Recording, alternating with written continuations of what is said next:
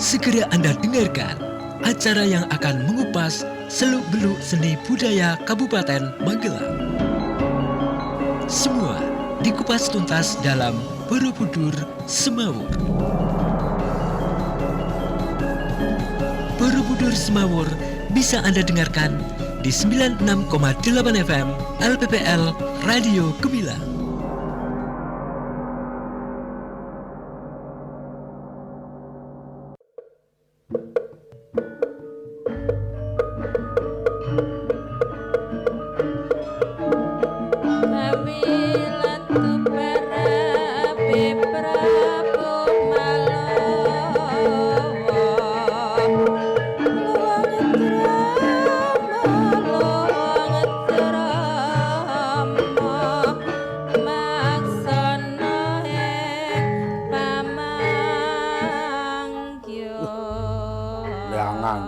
Kepiye nek okehe kok ngene iki.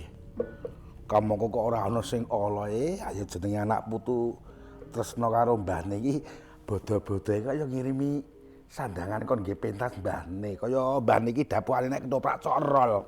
Kaya mincok banyol we nek dong kadang payu nek ora ya ora kanggo kok. Iki ya apik kudune ndek ketoprak rol. Lah elok pokoke elok.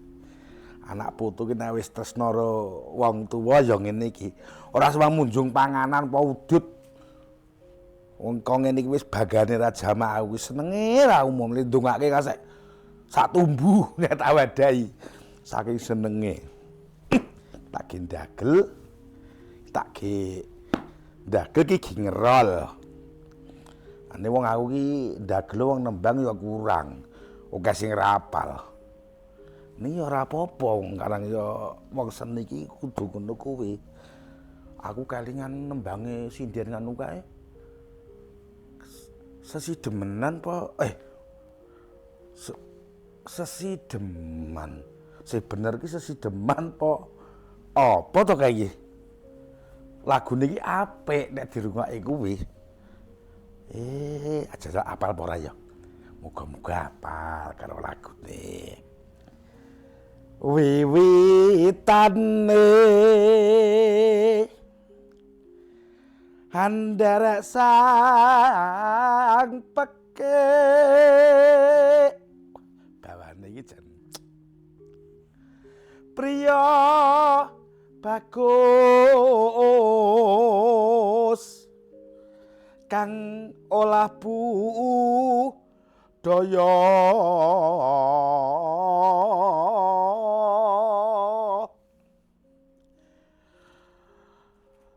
sowan menyang kutha gedhe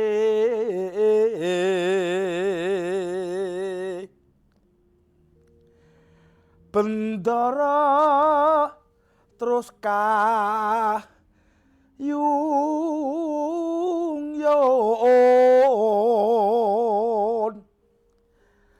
selendang apa kae? Biru apa abang? Oh kuning. Kuning. Kang saking wukir.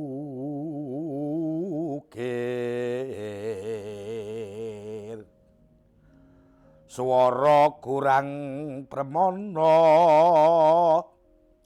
ning wasis ngungrong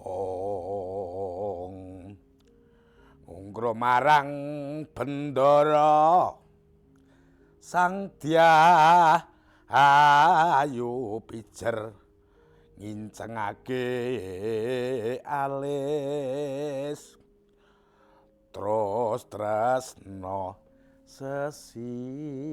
deman ming bawa ngene wae nek pancen wong tuwa iki wis kene iki kurang iki ra apa-apa sing penting pakaiane anyar apik alhamdulillah anak putu wis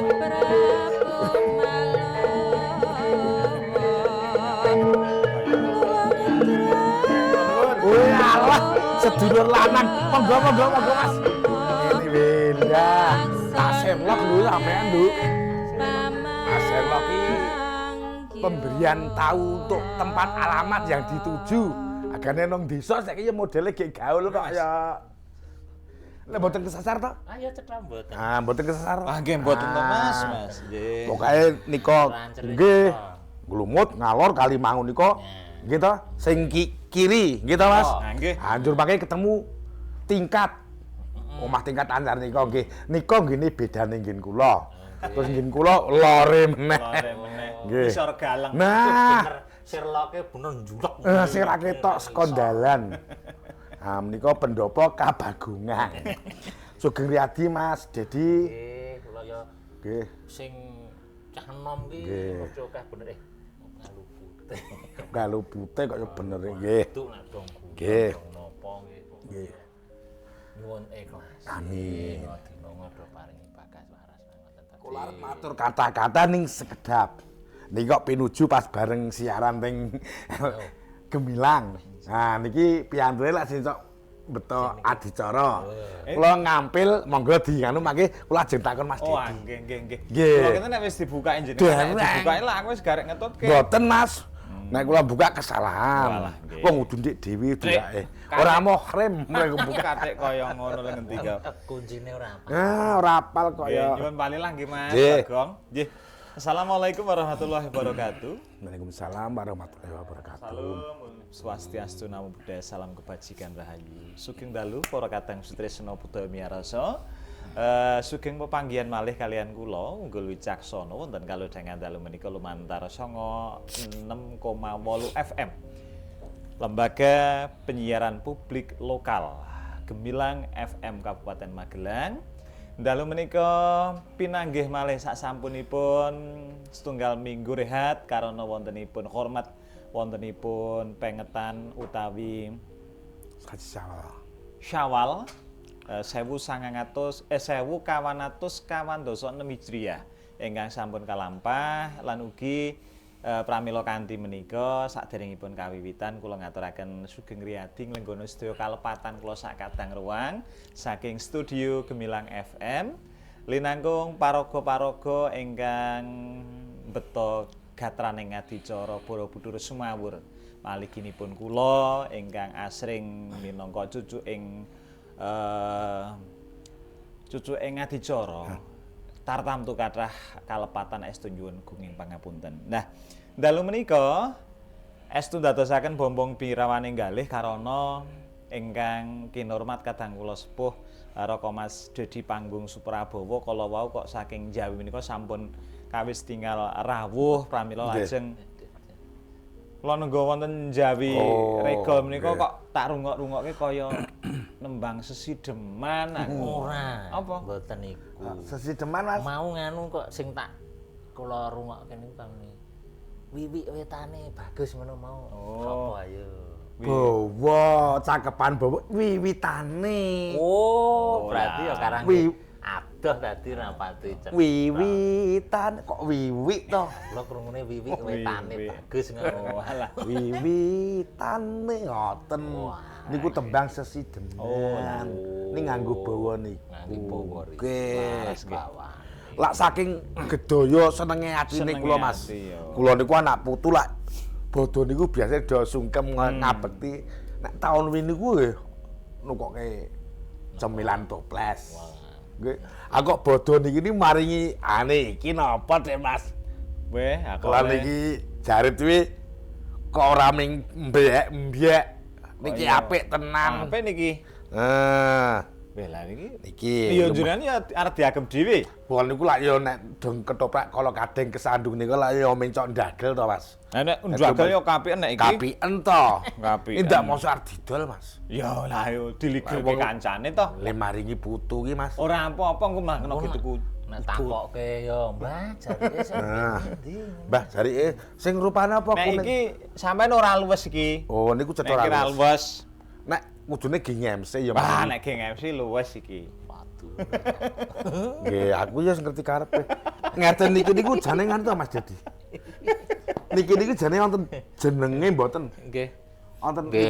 niki Nggih wonten. Ayo ono kok. Wonten to? Wonten. Saiki ngene wae. Nggih.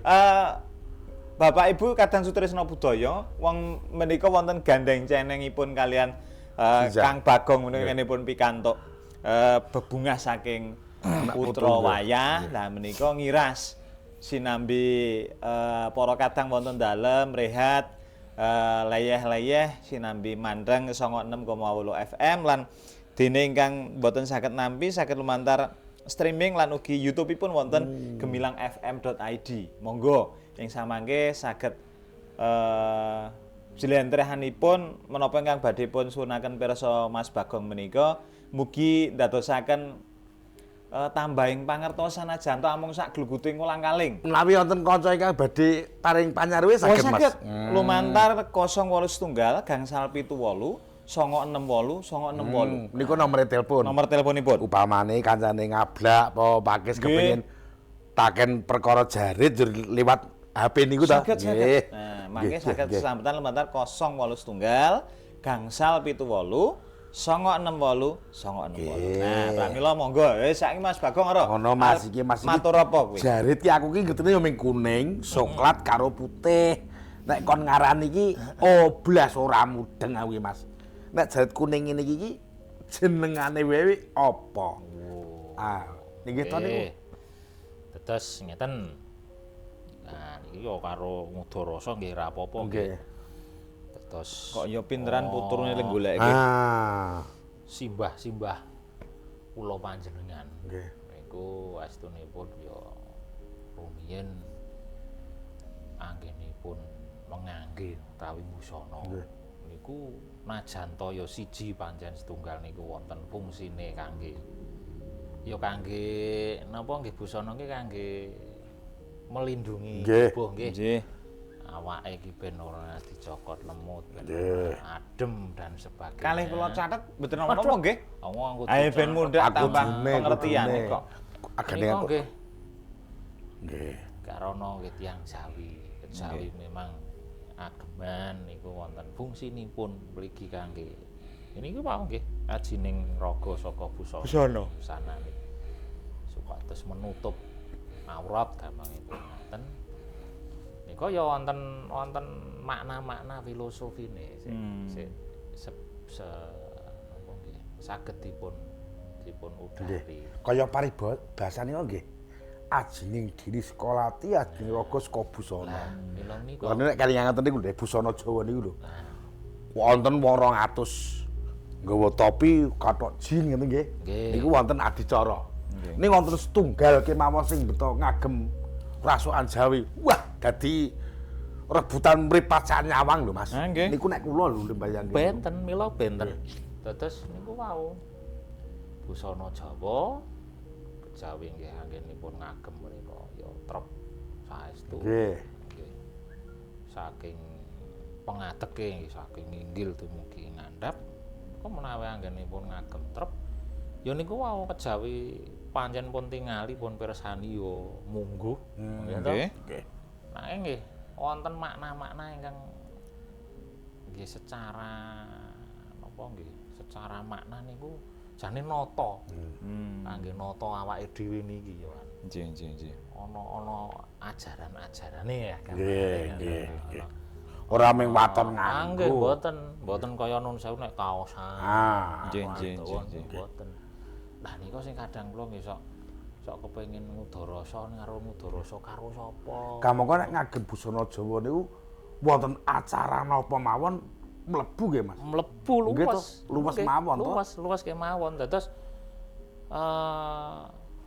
istilahé mangke saged diterap-terapke. Iki kangge apa iki kangge. Wis kalebet kaya niki wau. Niki conto jarik wonten 3. Nggih. Niki mangke ya saged dijumbuhke kalian swasana. Dadi werna telu ning ngagem iki werna werna 3. Cara misale jenengan kok gek pas Banyol. Nggih, dagel misale. Pase sik nganggo ndi? Nggih. Nah nika ora mung waton dumeh duwe to. Duwene niku wah terus Ning apik Mas, dumeh klambene apik, dapukane wong desa tetep kudu nganggo mompi ora ono esokan. Wong desa lho Mas, kathoke ketepan. Jarite apik ijeng gobros, ijeng nggo boro samir. Lah takoni lho kok ngono kleru. Ha duwe. Ha tuku anyare. Ono Mas niku. Wosen iki werna-werna Mas. Apa jane ning rak nggih Kurang jumbuhke. Jumbuh nggih. Sedaya niku jumbuhaken kalian kawontenan. Terus misale niki nggih, iki jarit wonten 3. Iki sik kuning. Niku namung pun Kuning. Terus niki wonten sing putih, putih. wonten sing coklat. Nggih. Warna telu. Nek kula ming ngoten Niki apa. mangke nggih ginanipun saged diaturke ya werni 3. Nggih. Terus niku wau anggenipun jumbuhaken kalian swasana, kalian kawontenan, Kawontenan. kalian napa nggih? Nggih mboten perang nggih. Momentumnya. jane. Nek wonten masyarakat rumiyin mbok pilih ya stratane lah. Status Kalungguhan. Kalungguhan. wonten masyarakat. Titele. Pas iki opo? Derajate sapa? Ngoten.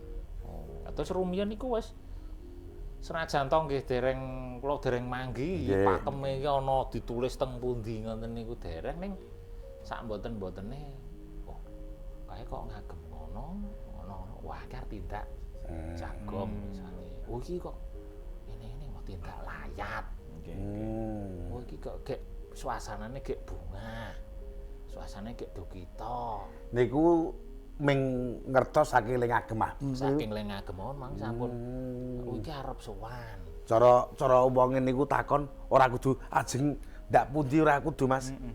Ajeng ngagem. Oh, jagung berarti wonten pundi iki wis mangerti karo ling agem. nggih. Ajeng jagung wonten pundi Mas. Dadi wis ora etumne ajeng tindak pundi. Dadi wis ngerti tak Ngomong kok jagung. agemane kok kayak ke nandang Jogito ya badhe bela raos Ah, pundi. medine ngono ya Mas Ngono ya? dikarepe ya. Agemanipun Kok ngaten sinten ingkang sinten ingkang kapundhut wah mriko nggih lah niku jane mangke nggih niku wau apa aku duwene iki ya sak karepku wah nggih kirang Ning jur cara wong takon nggih kirang trep ajeng tindak pundi mesti ngoten. Nek ning nganggo jero aku duwene iki. Wong arep jago kok nggawa bros demen duwe ora luwes to Mas. kok tetep mangke dipun subuhaken terus wonten suasana ngepaske iki kanggo apa niku mangke tetep wonten terus niki cara niki 3 nggih Nggih. 3 niku wangi kawontenane nggih werni 3 niki sik kuning latar kuning niku nggih. kijanipun niki mangke saged kagem bentenaken babaran utawi wernine jarit cara Surakarta Nggih. kalian cara Ngayogyakarta Oh, iki ngoten. dilalah Niku gagrat pundi menika? jeneng ngaten nika Solo lho Mas. Solo Oh, Solo. Niku kaya kalih ikete jenengan kaya sak anu nggih. Nggih. Cara dagem ngangge Ketoke iket luwes, niku niku nggih. sanapa niku Mas? Cara ngagem kok nyawit ngoten lho. Nyawit. Nggih ketoke kok nyawit. Oh. Ning upami jenengan Umpama ta niki? Sida genteni Dik. Ayo nek angger masuk anggarane. garane Mas Ketoke kok nyawit apa iki. jare le manus king putune kok digentak-gentak ke Anak kula niku dagelan nek kaya nggawa niki ndrek kapi. Ayo kapi ento, Mas. ngono Kira-kira ki piye Mas Api itu kok simpen. matur bab nyawit Nggih. nyawit niku ya ketoke jodoh Judul e kuning Padha-padha kuning. kuning. Warnane. pernane Ning tetep beda ya Mas ya. ning motife beda. Ning nyawit niku ingkang nyawit niku Nah, badikanipun. nyawit nika istilah ingkang pun agem antawisipun jarit kalian udeng utawi iket menika nggih siji rupane padha loro badikan motife nggih sami. Oh, dadi Terus- ora mengeru. Menawi niki rada unik niki jarik niki nggih. Nah, Kula unikipun. matur unik pripun? Niki babarane Solo. Nggih. Jene warnane kuning ngeten niki menawi Solo. Ning motife Yoja niki dilalah. Nah, kadek Nggih. saged dipun wastani motif Motif Ngayogyan. Ngayojan sida Titikanipun Sido wonten asih. pundi Mas Dedi? Sida asih Yojan. Titikanipun paling sederhana nika wonten lar utawi sawat utawi sayapipun Sayap, nika. Hmm. Dilalah bandingane Solo mboten wonten niki. Umpami niki? Niku Ngayogyan apa Solo? Oh, Ngayogyan niku. Oh, Ngayogyan nggih. Nawi Yojan nika niki nggon sayap iki. Niki warni putih niki mung sekedhik. Nek Solo napa nek Mung Yojo? niki nek Yoja Nggih, niku namung sekedhik. sekedhik kados niki. Ning niki ki Yoja dibabar Solo. Dadi unike niki motif Yoja. Nggih. ning Digawe warna cara Solo.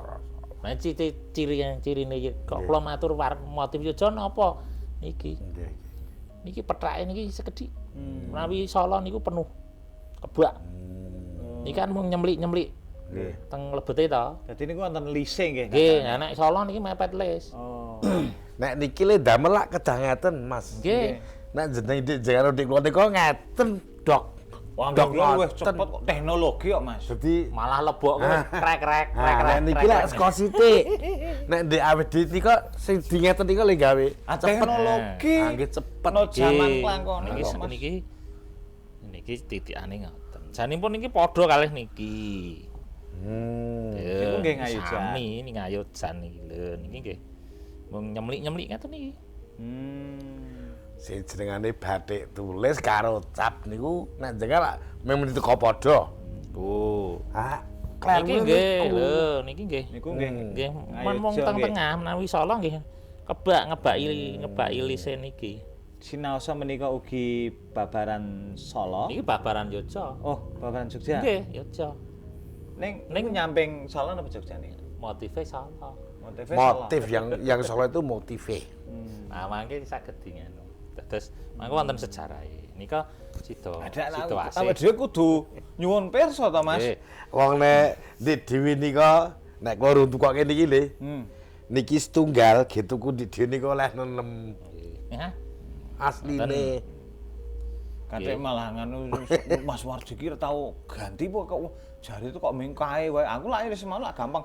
Kae Kecap dhewe. putune ki le nukokke 6. Ah. Padha klire aku. Yuk dinggo terus. Dinggo gonta-ganti lak Padahal ganti terus. Nggih. Ning sing pirsa lak ngertine ra ganti. Padha mawon Mas aku ya iki setahun rong tahun meneh saya ora ganti kaos Mas. Nyinggiri kaos 40. Padha gambare wong siji. nah niku nggih. Dadi dados ngaten. Nika sida asih. Jan ning di babar Solo. Terus ciri khasipun mangke yen wonten gurdanipun ngaten nika. Tapi Kudo nggih. cara Solo mboten wonten gadah kagungan situasi. Mboten wonten ning Benten mangke. Nek dalang Solo niku nek bening agem ngeten-ngeten iki. Wah, yen iso medhit niku amangka le bekungan niku lak saged madhap mriki to Mas. Nggih. Wah, niku ya Tenan. ya anu nuwun sewu. Janipun nggih ya dimaturke klentu nggih mboten. Ning krowak Mas nganunipun berkat Nggih. krowakmu nggih. Ning dimaturke lepat kok ya pripun, dimaturke leres kok nggih pripun nggih. Amargi Aliripun. liripun ngeten. Ageman Solo ingkang kula mangertosi nika. Nggih kula menangi rumiyin-rumiyin. Nggih. Para sepuh niku mboten ngaten nika anggenipun. Oke to. Nggih. Ning kok jaman sakmenika lajeng kaprah. Wah kula nuwun sewu nyawang mawon niku mboten pripun-pripun nggih mboten kok njumeni seneng ra seneng. Nyawang wae kok dadi rekoso. Napa nganu nggih niatipun ben sing jero barang ketok nek duwe barang apik. Nek kaya ngenten iki lak mboten ketingal. Mboten. Ah. Mboten nggih janipun Yojo nika nggih kagungan sik krowok. Nggih mboten ingkang krowok. Mung antawisipun Yojo kaliyan Solo menika krowokipun nggih mboten kaot kathah. Mboten kacek akeh. Wah, kalau saya niki Solo niku nek ngerti MC barangnya Mas. Nggih. Krowok iki Mas Tugel Mas. Nggih. Nggih, Mas Tugel tenan. Wah, Wah, lho. janipun mboten. Nah terus nika tradisi kawit kapan nggih kula nggih dereng manggi. Nggih. Pastine. Namung antawisipun Yojo kalih Solo sami-sami kagungan krowokan. Sami-sami ingkang mbentenaken nika namung kancing utawi benik. Yojo kagungan krowok, Solo kagungan krowok. Namung Solo menika krowok wonten ingkang benik kancingipun nangkup ngiwa. Nggih. Oh. Menawi Yojo mboten kagungan. Terus Yojo namung wonten tengah. Kok sak menika wonten Yojo krowok Nggih. lajeng nangkep nengen Nggih. nika sampun modifikasi. Oh, modifikasi. Nika modifikasi enggal nalikanipun Pak Presiden Susilo Bambang Yudhoyono kagungan kersa mantu Mas Agus. Napa lajeng katelah wonten sinebat iki agamane apa iki? Oh, bahasa apa iki? SBY ngoten niku. Lajeng nika kondang katelah iki beskap utawa surjan SBY. Walah, ngoten to. Ewadene sing ngagem ki napa? Piantun ngaluhur ya tetep dadi dikiblat nggih. Nggih. Margi menapa menawi murni ngagem surjan. Nggih. Nika nggih wonten nun sewu wonten kirangipun. Nggih. Surjan menika karana potonganipun kuna. Nggih. Dados nawipun tarik namung lempeng ngeten. Dados benikipun potonganipun lengen yoja surjan nika rak mboten menceng ngeten, namung lempeng. Lempeng nggih. Dados menawipun agem mriki mboten saged rapi. Oh, Niki ngeten niki mesti wonten turane niki. Oh. Namung menawi sampun pun model beskap. Nggih. Nika kan potongan Eropa. Nggih. Potongan Eropa jas nggih. Jas niki luwih.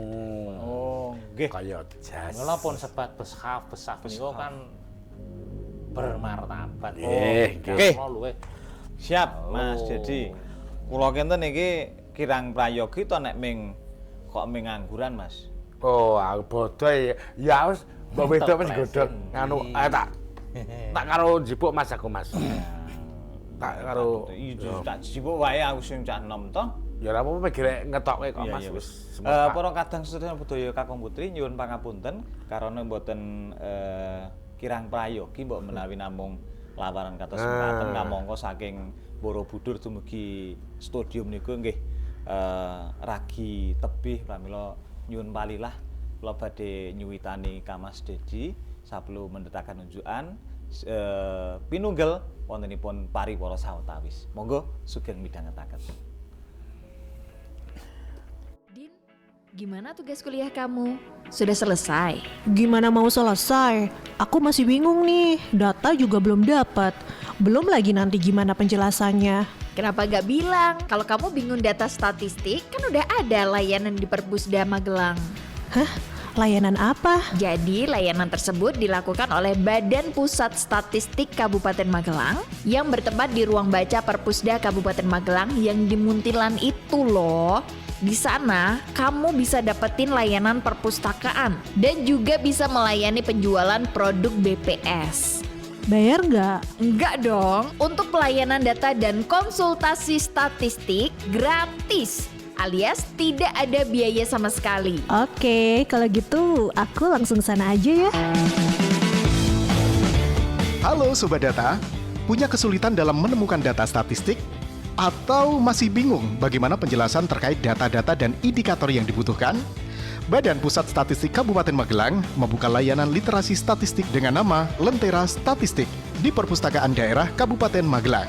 Di sana, Sobat Data bisa mendapatkan layanan gratis terkait kebutuhan data dan publikasi yang up to date, serta bisa konsultasi terkait konsep dan definisi statistik yang dibutuhkan. Datang ya! Kami hadir di ruang baca Perpusda Magelang setiap hari Selasa dan Kamis jam 9 pagi sampai jam 13 siang. Atau bisa konsultasi lewat pelayanan online kami di lentera.akses.online. Iklan layanan masyarakat ini dipersembahkan oleh Badan Pusat Statistik Kabupaten Magelang, didukung oleh LPPL Radio Gemilang. Ngelaras ya Mam, anak masih kecil udah dipegangi handphone loh. Aduh Mams, kalau nggak dikasih handphone mana bisa kerjaan beres.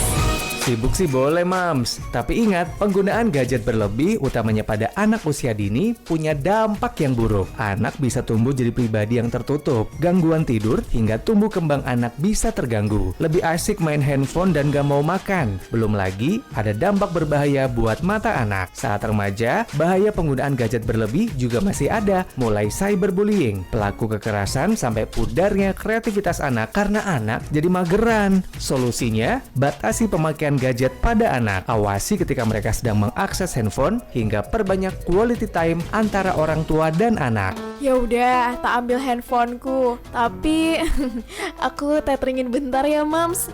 Mau check out belanjaan nih. Tadi si kecil YouTubeannya mode offline. Ah elah. Iklan layanan masyarakat ini disampaikan oleh Dinas Komunikasi dan Informatika Kabupaten Magelang. Duh, piye iki? Lu, ora ana abang ora ono ijo kok gembeng sampean. Nopo, Bu? Nopo? Cerita sama Bapak. Iki lho, Pak. Ibu dapat surat somasi. Loh, kok iso to, Bu? Ibu dilaporkan biaya berwajib karena mencemarkan nama baik di medsos. Piye iki, Pak? Iyalah, Bu. Lain kali bijaklah dalam bermedsos. Nek koyo ngene iki keluarga juga toh yang susah. Media sosial adalah sebutan media online di mana para penggunanya bisa dengan mudah berpartisipasi atau berbagi dan menciptakan konten isi. Media sosial sendiri merupakan media online yang memberikan kemudahan bagi para penggunanya untuk melakukan interaksi sosial secara online. Masyarakat dapat berkomunikasi dan berbagi momen. Namun, dari berbagai kemudahan tersebut, tentunya juga harus diiringi dengan tetap bijak menggunakan media sosial. Karena medsosmu harimaumu. Iklan layanan masyarakat ini dipersembahkan oleh 96.8 FM LPPL Radio Gemilang, Jendela Musik dan Informasi.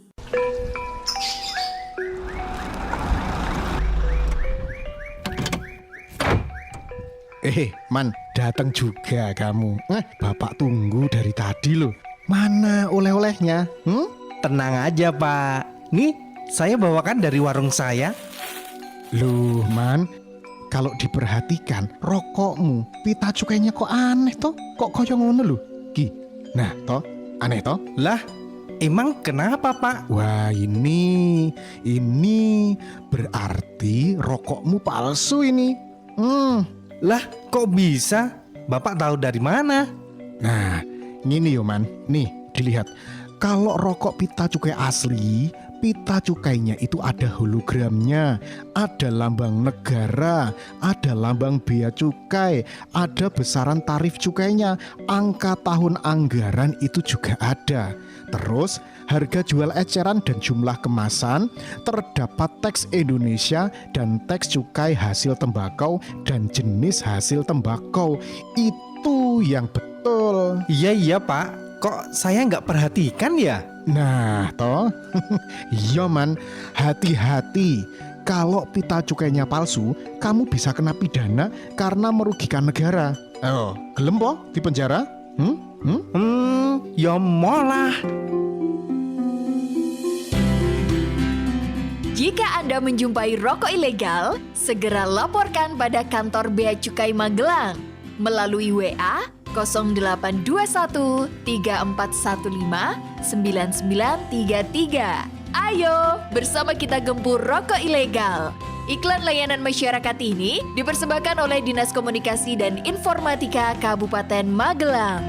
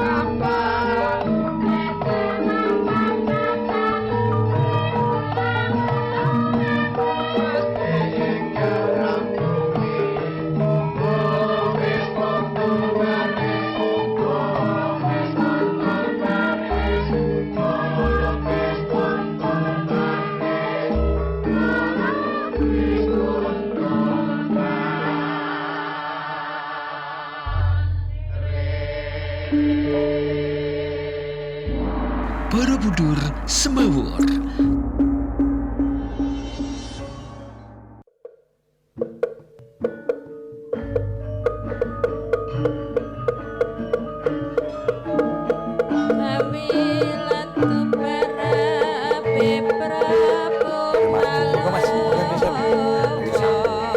Badan iki awong mati iki kok. Hotel to sampean sini. Sing kudu hotel ae cetok kae. Ngene Mas. Ana tembungan. Aluwung luweh becik kuwi mangan telo nyoto tinimbang mangan roti kok ngimpi. Nale ngono ya ning kok mesake. Ora apa-apa. Malah renyah. Renyah kok. Pengunjukanipun piye? Ha mbok wedok iki seneng tuku potel ngono kuwi, Mas. Lu kuwi malah tradisional sih. Ah, nggih, Pak. Nganggo sing pengawet-pengawet kae ta kok ya. Weton tutup. Nggih, para kadang Sutresna Budaya kakung Sumauna Putri. Sawetawis wangsul malih wonten ing giaran Borobudur Sumawur. Nyuwun pangapunten. Sekawit wonten tetembungan luweh becik mangan telo nyoto tinimbang ndahar roti kok ngimpi. Lah menika tetembungan menika kula pikantuk saking kadang kula kinasih ingkang saking Ndeles. Mas Purnomo. Ning sing ana loro, Mas. Nah aku dhewe wis tau krungu, Mas.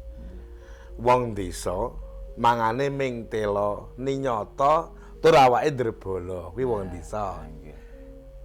Sing mangan roti nek ming lihat duit hasil korupsi, kuwi ora berjanji. Ya kuwi ana, Mas. Ah menika kula pirit saking kadang kula Mas Purnomo rikalanipun dipun wejang dening tiyang sepuhipun rikalanipun tasih sugeng. Alhamdulillah kasunyatan panjenenganipun Mas Purnomo sakmenika sampun saged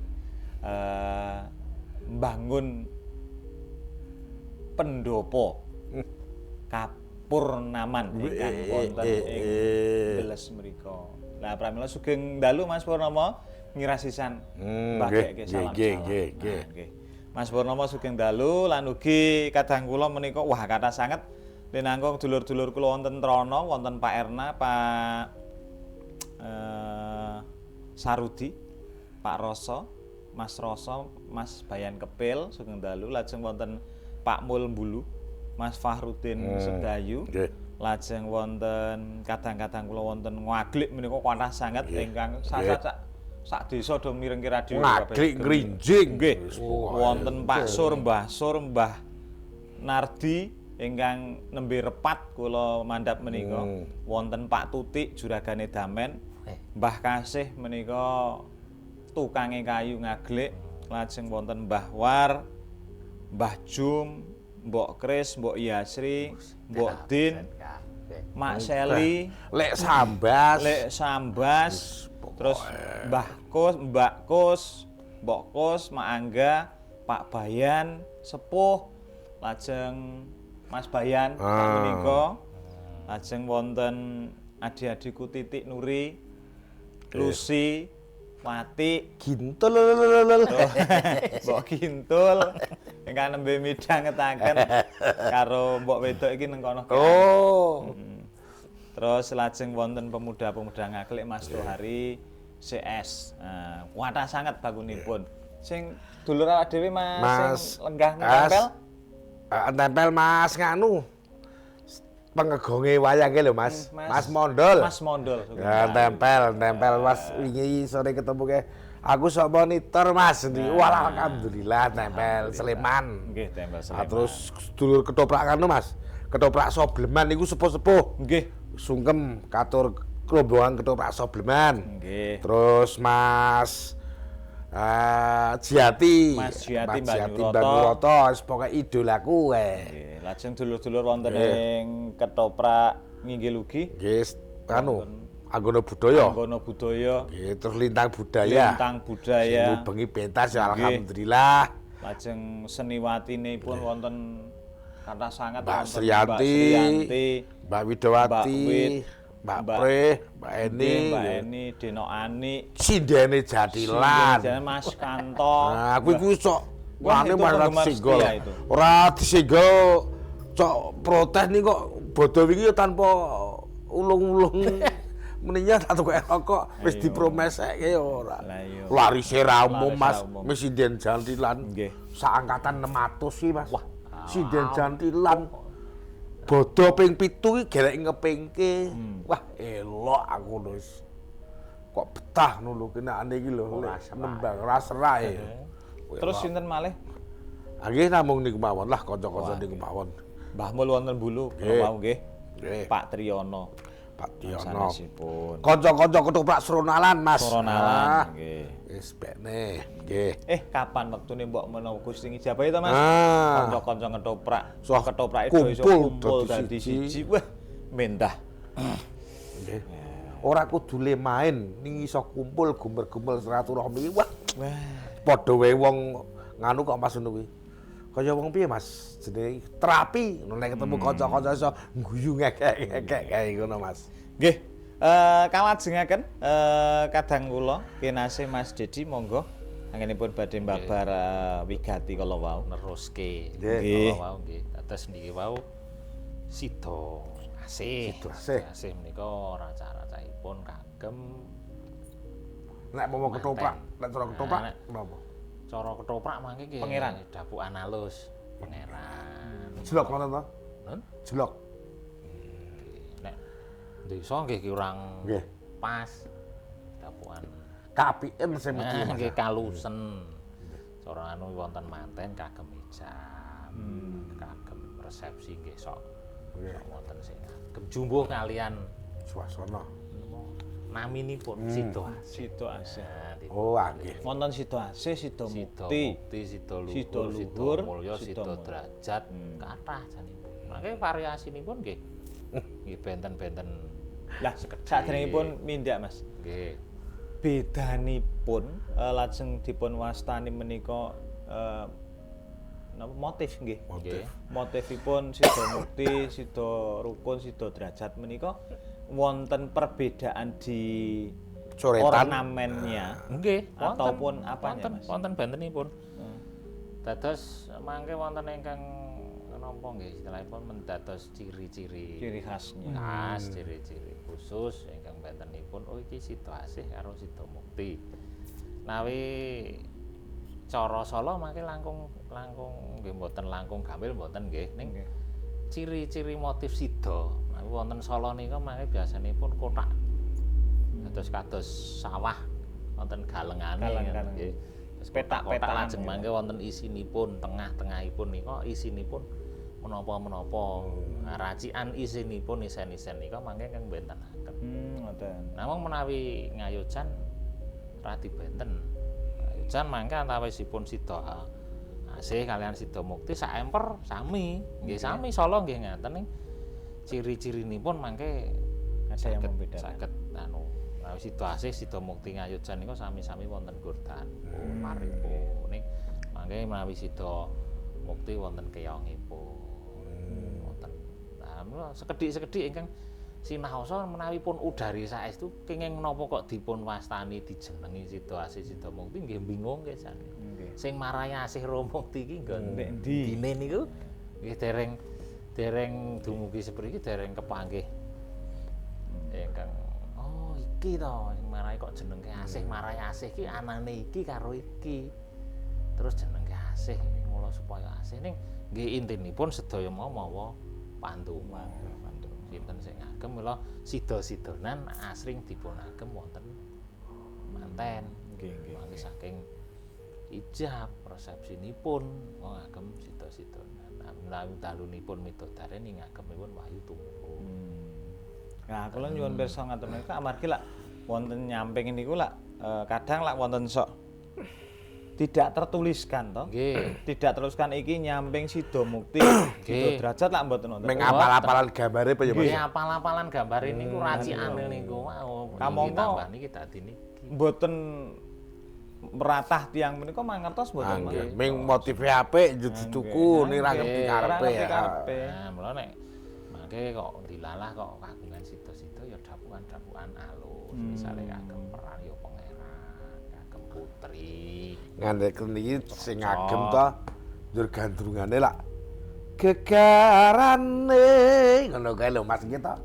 Niku Mbok Jobi to kok kaya oke. nyawit ro blangkone.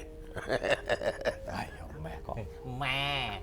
Ning niku wau nggih, dados nek nyawit blangkone Sida Mukti nyampinge jarite Sida Mukti. Nggih. Yen blangkone Sida Luhur ya jarite Sida Luhur. Ning nika yen cara aturan yoja ngagem nyawit nika menawi kagem sowan wonten kraton boten Pak. Mboten Oh, malah mboten pareng. Ingkang pareng nyawit namung Sri Sultan Ki Ambang. Wis sinuwun men awis-awis nyawit.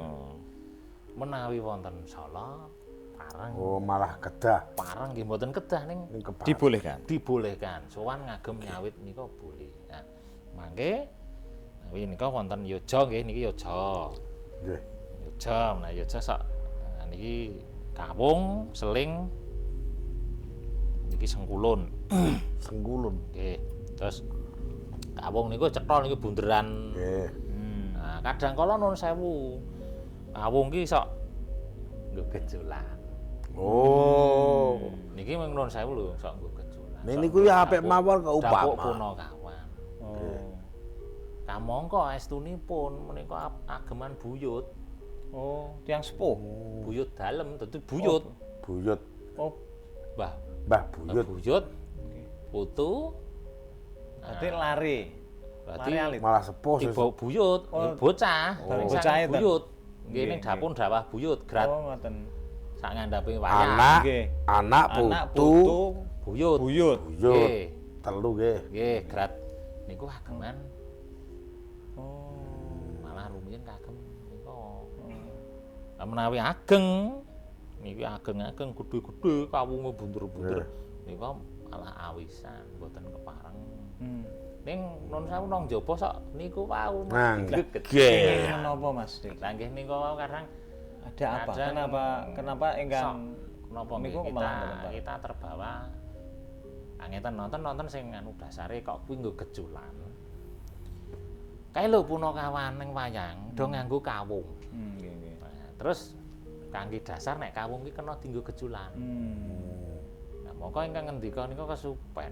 Punakawan niku sejatose sinten to? Nggih. Pak mboten mung abdi sing seneng gejolan. Lha kan niku jane pemomong sejati para satriya. Nggih. Nah, tegesipun wong kawung nika mbok menawi wonten ingkang dereng pirsa astunipun kawung niku napa to? Kawung niku rak kolang-kaling. Oh, kolang-kaling. Nggih to? Kira bundere kolang-kaling panjenengan pirsani kolang-kaling ya. Bunder-bunder ngeten iki to. Wonten titike kaya enten socane. Nggih, terus kawung. Terus nggih.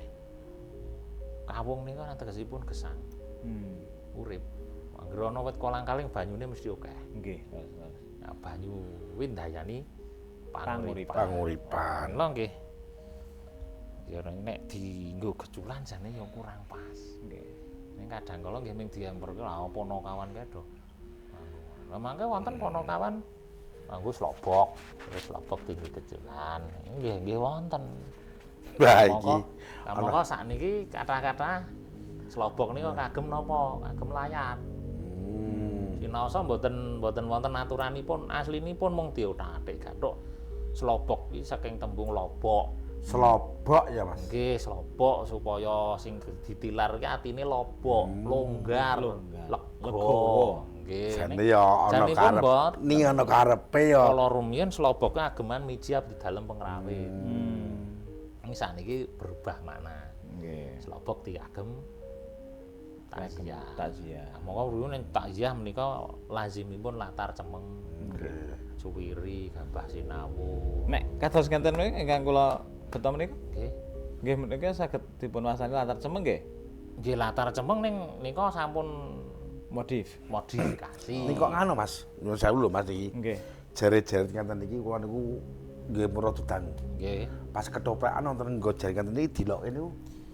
Nggih, amargi niku mau mboten motif soalnya. Mboten pakem motifipun.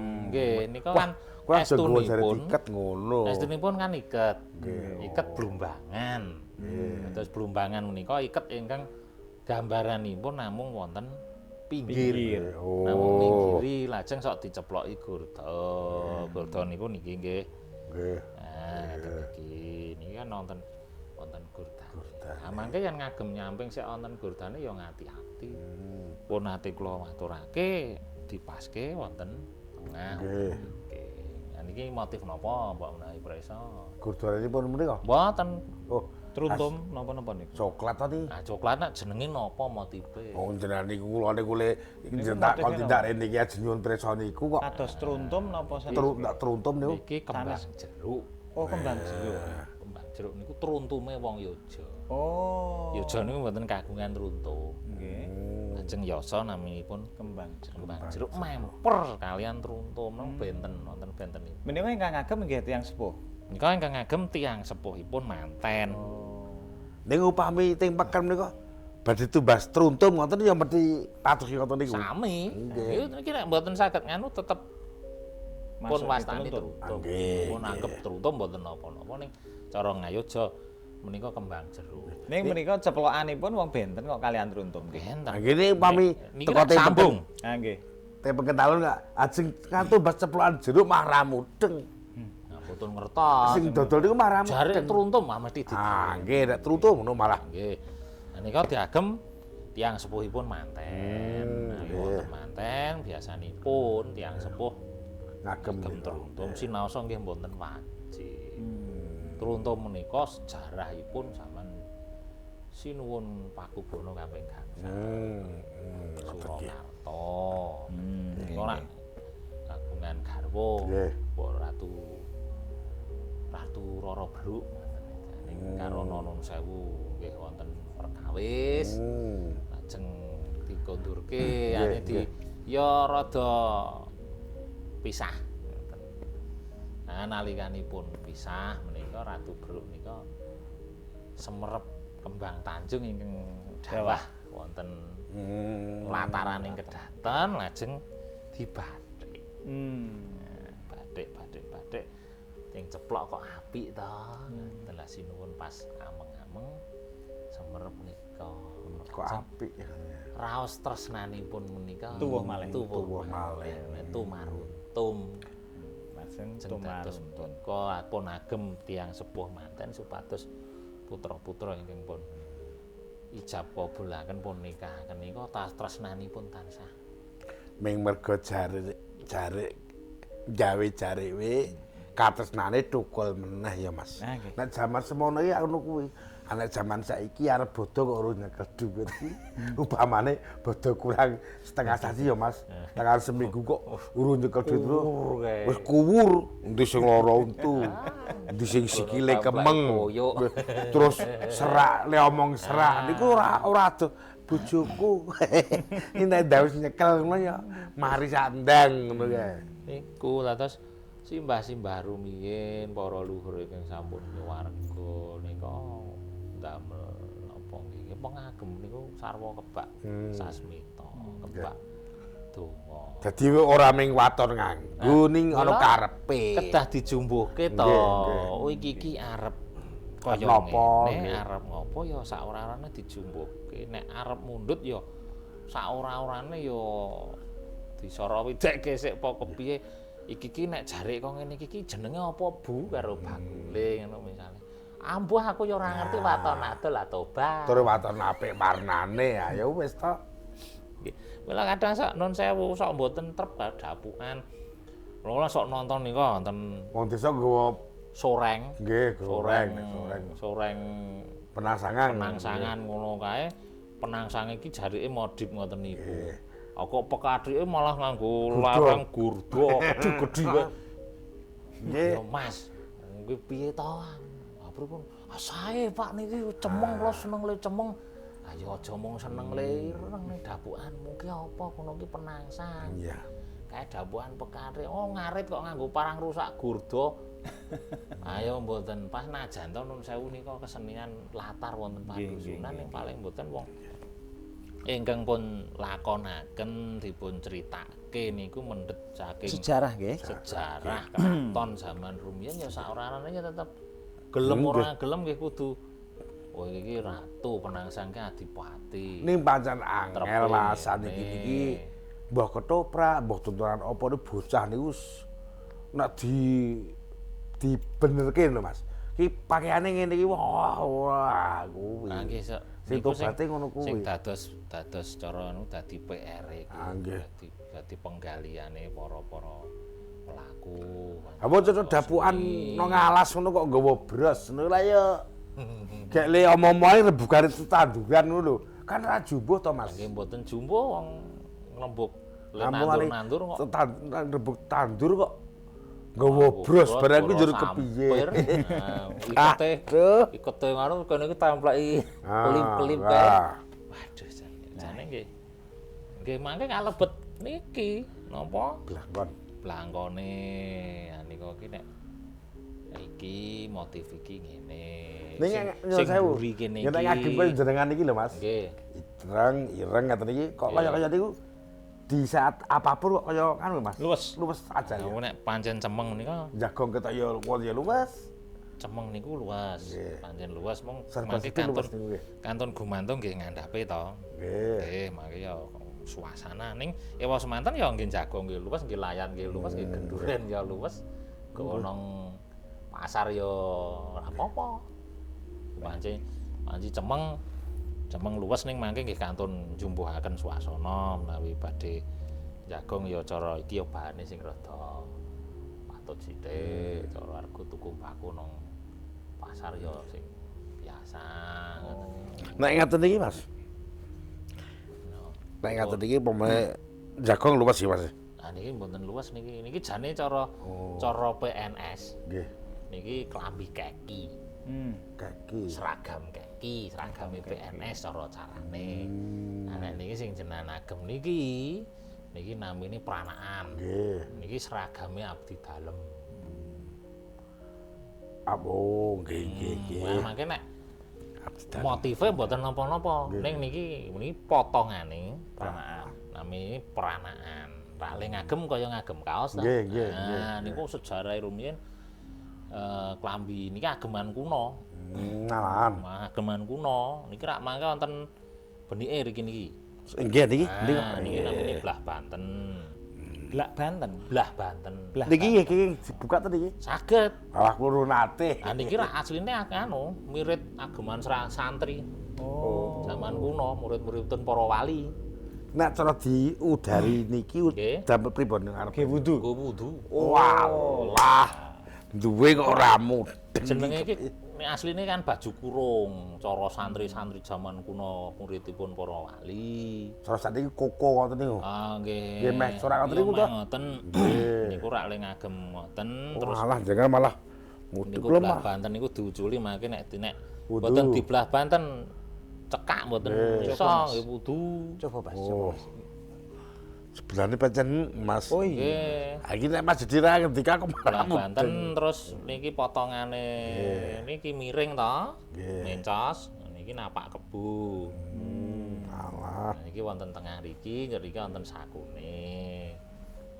Niki betul niki. Riki niki. Oke. Niki wonten niki napa niki nggih? Diagem disebut pranaan, lajeng niki motifipun telupat. Telupat. Nggih, garise wonten telu karo papat. Waduh. Sik Mas. Sing telu sing niki telu. Iki ana telu. Niki nggih. Wah. Telupat. Niku tegesipun abdi dalem Kraton Yoja. Menika senes batur. Ning abdi. Terus saking ageman niku sampun mastani telupat. Kewulu minangka prepat. Dadi abdi dalem iki karo Sentana dianggep kaya perpat kaya sedulur. Kewulu. Mula abdi dalem niku wong kewulu. Ora Kewulu niku tegesipun. Kewulu niku wong ditresnani. Ora sebaene lupat. wong. Bah, Le ngagem cara ngagem kaya ngagem kaos niku gambar naminipun pranakan nggih saking tembung niku.